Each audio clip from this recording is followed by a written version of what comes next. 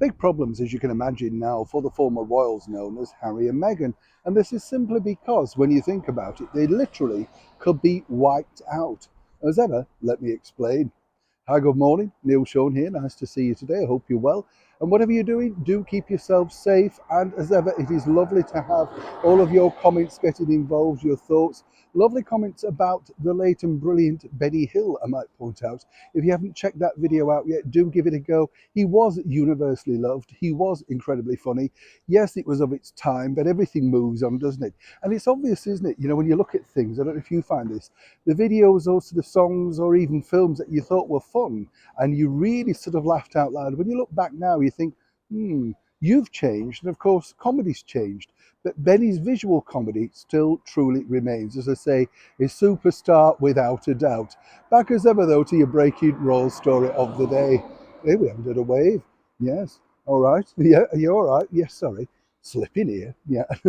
You see, mind on other things, a little bit like the former royals known as Meghan and Harry. You see, a lot of fuss going around this particular new deal that they have with Netflix, which we told you first on this show, that Netflix, of course, bought that book, Take Me to the Lake, and basically said, you know, we'll buy the book and then you're going to be executive producers. Now, for those that don't understand what executive producers are, it's a vital role in many respects if you know what you're doing, but on the other side of the coin, it can be seen as a vanity project. And here's where it gets interesting, you see.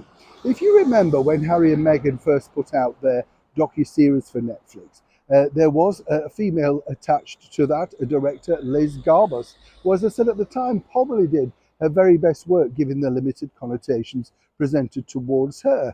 But what I thought was really interesting was Meghan's reveal in that Variety interview where she said it's through her lens, totally, of course, absconding anything or any blame should it be a major fail. This time around, you see, Netflix are being very clever because you can't do that.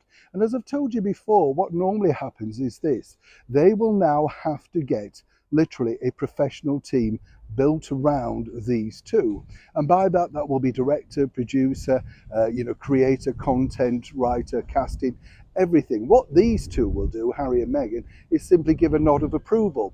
In order to make you believe that they are really hands-on, there'll be lots of pictures put out there, literally via social media and on the net, etc., showing Harry and Meghan pointing, big cameras, lenses, all of that sort of stuff. And that's supposed to show you that they're in charge, they're serious, and this is a very serious topic. Now, as I've said to you before, Prince Harry has zero idea about making anything regarding any kind of feature film. Meghan herself, you know, only a small part in a very big production, a small cog in a big production with Suits. Yes, she will have picked up one or two tricks, but not enough to carry her film. Now, this is a very, as I say, shrewd move by Netflix because it could simply wipe them out.